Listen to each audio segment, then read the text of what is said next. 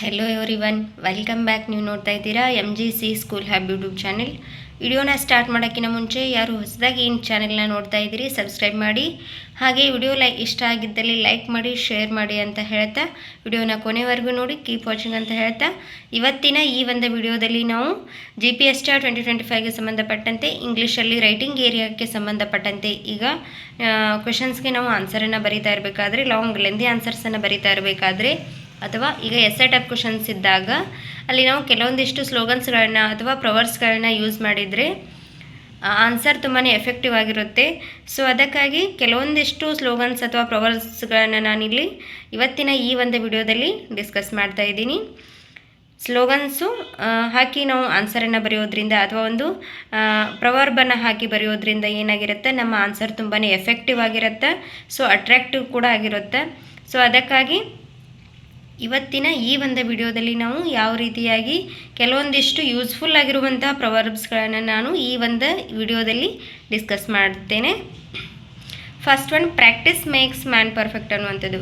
ಈಗ ಒಂದು ಆನ್ಸರನ್ನು ಬರಿತಾ ಇರಬೇಕಾದ್ರೆ ನಾವು ಏನಾದರೂ ನಮಗೆ ರಿಲೇಟೆಡ್ ಆಗಿರುವಂಥದ್ದಿದ್ದಾಗ ಅಥವಾ ಒಂದು ಪ್ಯಾರಸೇಜನ್ನು ಕೂಡ ಕೊಟ್ಟಾಗ ಅಲ್ಲಿ ನಾವು ಬರಿಬೇಕಾಗಿರುತ್ತೆ, ಡೈಲಾಗ್ ರೂಪದೊಳಗೋದು ಬರಿಬೇಕಾಗಿರುತ್ತೆ ಅಥವಾ ಒಂದು theory ರೂಪದೊಳಗೆ ಬರಿಬೇಕಾಗಿರುತ್ತೆ.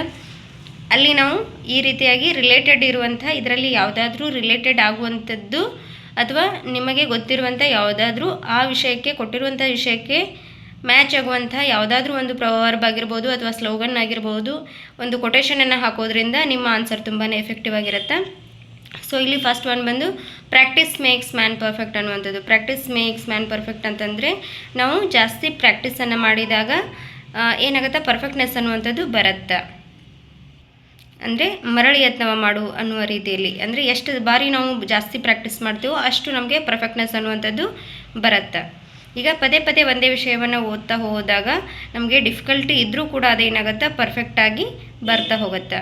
So second one, Rome wasn't built in a day ಅಂತಂದರೆ ರೋಮ್ ಅನ್ನುವಂಥ ನಗರ ಯಾವುದು, ಗ್ರೀಕ್ ರೋಮ್ ಅಂತ ಕೇಳ್ತೀವಲ್ವ, ಗ್ರೀಕ್ ದೇಶದಲ್ಲಿ ಬರುವಂಥ ರೋಮ್ ಯಾವುದೋ ಒಂದೇ ದಿನದಲ್ಲಿ ಕಟ್ಟಿರುವಂತಹದ್ದಲ್ಲ, ಒಂದೇ ದಿನಕ್ಕೆ ಬಿಲ್ಡ್ ಆಗಿರುವಂಥದ್ದಲ್ಲ ಅನ್ನುವಂಥದ್ದು. ಅಂತಂದರೆ ಯಾವುದೇ ಕೆಲಸ ಆದರೂ ಒಂದೇ ದಿನದಲ್ಲಿ ಅಥವಾ ಫಾಸ್ಟಾಗಿ ಆಗಲಿ ಅಂತಂದರೆ ಆಗೋದಿಲ್ಲ, ಅದಕ್ಕೆ ಅದರದೇ ಆದಂಥ ಒಂದು ಸಮಯ ಅಂತಿರತ್ತೆ, ಟೈಮ್ ಅನ್ನುವಂಥದ್ದು ಬರಬೇಕಾಗತ್ತೆ, ಹಾಗೆ ಅದಕ್ಕೆ ಗುಡ್ ಟೈಮ್ ಬೇಕಿರತ್ತೆ.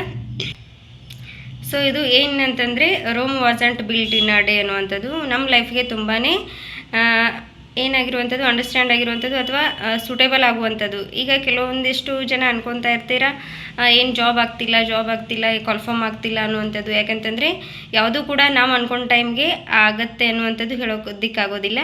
ಸೊ ಟೈಮ್ ಬರೋವರೆಗೂ ಏನು ಮಾಡಬೇಕು, ವೆಯ್ಟ್ ಮಾಡಲೇಬೇಕಾಗಿರುತ್ತೆ. ಸೊ ನಾವು ಪಾಸಿಟಿವ್ ಥಿಂಕಿಂಗ್ ಮಾಡಬೇಕಾಗತ್ತೆ. ಯಾವುದೂ ಕೂಡ ಫಾಸ್ಟಾಗಿ ನಾವು ಅಂದ್ಕೊಂಡ ರೀತಿಯೊಳಗೆ ಆಗೋದಕ್ಕೆ ಸಾಧ್ಯ ಇಲ್ಲ. ಸೊ ಆ ರೀತಿಯಲ್ಲಿ ಹೇಳ್ತಾರೆ, Rome wasn't built in a day, ಒಂದೇ ದಿನದಲ್ಲಿ ರೋಮ್ ಅನ್ನುವಂಥದ್ದು ಒಂದು ನಗರವನ್ನು ಕಟ್ಟಿರುವಂಥದ್ದಲ್ಲ. ಅದಕ್ಕೆ ಈಗ ಅದೇ ರೀತಿ ಈಗ ನಾವು ಜಾಬ್ ಅನ್ನುವಂಥದ್ದು ಒಂದೇ ದಿನಕ್ಕೆ ಅಥವಾ ನಾವು ಕೆಲವೊಂದಿಷ್ಟು ದಿನಗಳ ಸ್ಟಡಿಗೆ ಸಂಬಂಧಪಟ್ಟಿದ್ದು ಅಥವಾ ಒಂದೇ ದಿನಕ್ಕೆ ಸಿಗತ್ತೆ ನಮಗೆ ಯಶಸ್ಸು ಅನ್ನುವಂಥದ್ದಲ್ಲ. ಅದರ ಹಿಂದೆ ಬಹಳಷ್ಟು ಸ್ಟ್ರಗಲ್ಸ್ ಇರುತ್ತೆ, ಕಷ್ಟ ಇರುತ್ತೆ, ನೋವಿರುತ್ತೆ. ಅದೆಲ್ಲದರ ಪ್ರತಿಫಲವಾಗಿ ನಮಗೆ ಏನಿರುತ್ತೆ, ಸಕ್ಸಸ್ ಅನ್ನುವಂಥದ್ದು ಸಿಗುತ್ತೆ. But wait for a time. Okay, next third one, strike while the iron is hot ಅಂತಂದರೆ ಕಬ್ಬಿನ ಕಾಯೋವರೆಗೂ ನಾವು ಕಾಯೋದು, ಆಮೇಲೆ ಹೊಡಿಬೇಕು ಅನ್ನುವಂಥದ್ದು. ಅಂತಂದರೆ ಕಬ್ಬಿನ ಕಾಯ್ದಾಗ ಮಾತ್ರ ಅದೇನಾಗುತ್ತೆ, ಅದಕ್ಕೆ ಹೊಡೆದಾಗ ಅದು ಒಂದು ತನ್ನ ರೂಪವನ್ನು ಬೇರೆ ರೂಪವನ್ನು ಕೊಡಲಿಕ್ಕೆ ಸಾಧ್ಯ ಅನ್ನುವಂಥದ್ದು.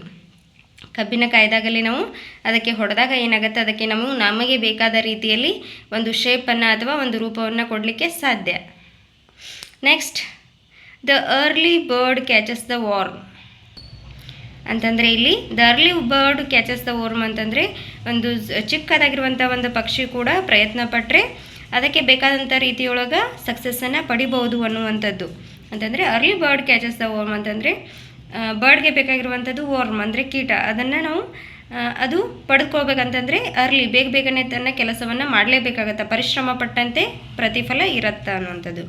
Next fifth one, the grass is always greener on the other side ಅಂತಂದರೆ ಹುಲ್ಲು ಯಾವಾಗಲೂ ಏನಿರುತ್ತೆ, ಇನ್ನೊಬ್ಬರಿಗೆ ಕಾಣುವಾಗ ಹಸಿರಾಗಿ ಕಾಣುತ್ತೆ. ಅಂತಂದರೆ ಇಲ್ಲಿ ದೂರದ ಬೆಟ್ಟ ಕಣ್ಣಿಗೆ ನುಣ್ಣಗೆ ಅನ್ನುವ ರೀತಿಯೊಳಗೆ ಇದು ಅನ್ನೋ ಮೀನಿಂಗನ್ನು ಕೊಡುತ್ತೆ.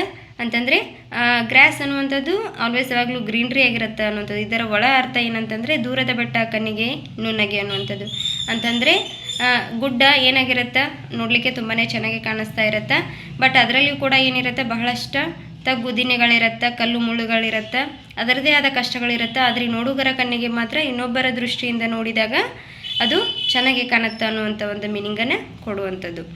Next time is money. Time is ಮನಿ ಅಂತಂದರೆ ಟೈಮ್ ಈಸ್ ಪ್ರೈಸ್ಲೆಸ್ ಅನ್ನುವಂಥದ್ದು. ಟೈಮ್ಗೆ ಬೆಲೆ ಕಟ್ಟಲಿಕ್ಕೆ ಆಗಲಾರ್ದಂಥದ್ದು.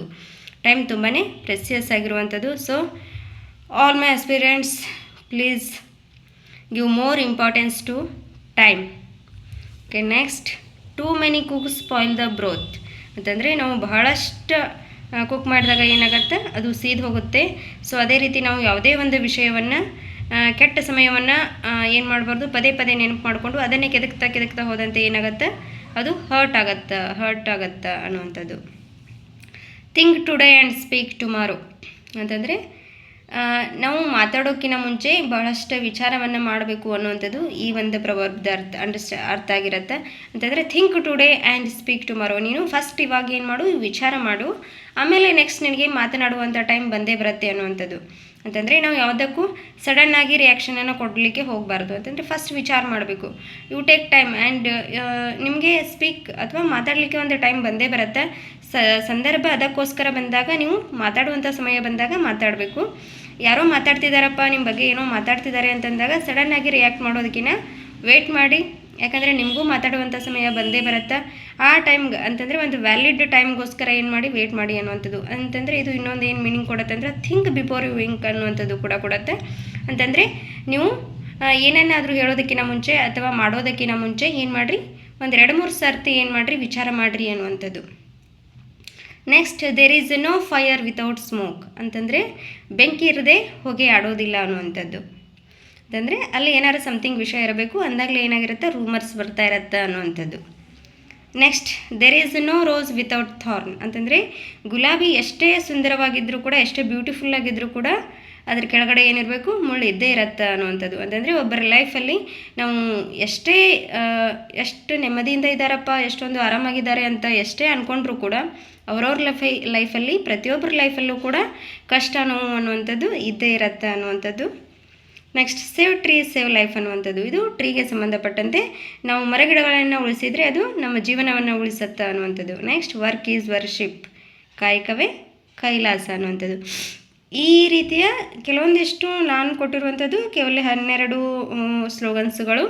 ಇದೇ ರೀತಿ ನಿಮಗೆ ಅಲ್ಲಿ ಕೊಟ್ಟಿರುವಂಥ ಟಾಪಿಕ್ಗೆ ಸಂಬಂಧಪಟ್ಟಂತೆ ಏನು ಮಾಡಿ, ನೀವು ಓನ್ ಕ್ರಿಯೇಟೆಡ್ಡು ಆಗಿರಬಹುದು ಅಥವಾ ನಿಮಗೆ ಗೊತ್ತಿರುವಂಥ ಸ್ಲೋಗನ್ಸ್ಗಳನ್ನು ಅದಕ್ಕೆ ರಿಲೇಟೆಡ್ ಆಗಿರುವ ರೀತಿಯಲ್ಲಿ ಸ್ಲೋಗನ್ಸ್ಗಳನ್ನು ಹಾಕಿ ಆನ್ಸರನ್ನು ಬರೆಯೋದ್ರಿಂದ ನಿಮ್ಮ ಆನ್ಸರ್ ಬಹಳಷ್ಟು ಎಫೆಕ್ಟಿವ್ ಆಗಿರುತ್ತೆ, ಅಟ್ರ್ಯಾಕ್ಟಿವ್ ಆಗಿರುತ್ತೆ. ಅಲ್ಲಿ ಯಾವುದೇ ಕಾರಣಕ್ಕೂ ಮಾರ್ಕ್ಸನ್ನು ಕಟ್ ಮಾಡೋದಿಲ್ಲ. ಸೊ ಅದಕ್ಕಾಗಿ ನೀವು ನಿಮ್ಮ ಆನ್ಸರ್ ಎಫೆಕ್ಟಿವ್ ಆಗಿರಬೇಕು ರೈಟಿಂಗ್ ಏರಿಯಾದಲ್ಲಿ ಅನ್ನೋ ಹಾಗಿದ್ದರೆ ಸ್ಲೋಗನ್ಸ್ಗಳನ್ನ ಅಥವಾ ಪ್ರೊವರ್ಬ್ಸ್ಗಳನ್ನ ಯೂಸ್ ಮಾಡಿ ಅಂತ ಹೇಳ್ತಾ ಥ್ಯಾಂಕ್ ಯು ಫಾರ್ ವಾಚಿಂಗ್. ಹಾಗೆ ಬೇರೆ ರೀತಿ ಅಥವಾ ಇಂಗ್ಲೀಷ್ಗೆ ಸಂಬಂಧಪಟ್ಟಂತೆ ಅಥವಾ ಬೇರೆ ವಿಷಯಕ್ಕೆ ಸಂಬಂಧಪಟ್ಟಂತೆ ಏನಾದರೂ ವಿಡಿಯೋಗಳು ಬೇಕಿದ್ದಲ್ಲಿ ಕಮೆಂಟ್ ಸೆಕ್ಷನಲ್ಲಿ ಕಾಮೆಂಟ್ ಮಾಡಿ ಅಂತ ಹೇಳ್ತಾ thank you for watching. Thank you all. Keep watching.